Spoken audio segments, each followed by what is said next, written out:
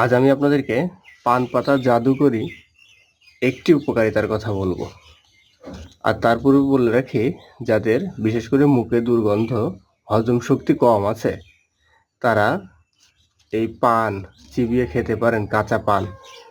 আর কাঁচা পানের একটি অলৌকিক ক্ষমতা রয়েছে, সেটা একটু পরে আপনাদেরকে বলবো। তার পূর্বে বলি, এই পান পাতা যে কোনো প্রকারের হলে হবে, এবং এই পান পাতার সাথে আমাদেরকে আরও 2টি জিনিস একত্রিত করে মুখে দিলে স্বাদটাও বৃদ্ধি পাবে এবং এর কাজটাও বেড়ে যাবে।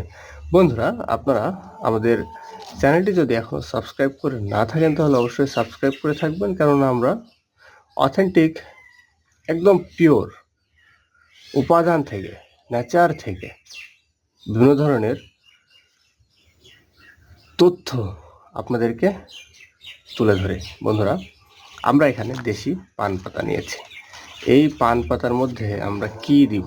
আমরা কি তাল মাখনা দিব? না। আমরা কাতিলা গাম দিব? না। আমরা কি দিব? এটা কি?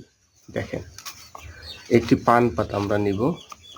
এটা হচ্ছে আমাদের রান্নার করা জিরা, অল্প একটু দিয়ে দিব।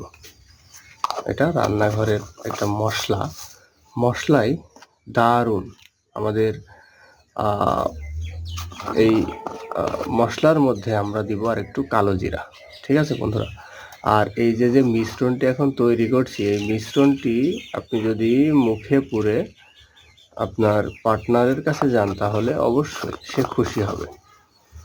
আপনার স্থায়িত্ব, টাইম বৃদ্ধিতে দারুণভাবে এটা কাজ করবে। বন্ধুরা, একটা কাঁচা পান, তার মধ্যে অল্প একটু কালো জিরা এবং অল্প একটু দেশি জিরা। আপনি চাইলে শুধু কাঁচা পানটিও ব্যবহার করতে পারেন।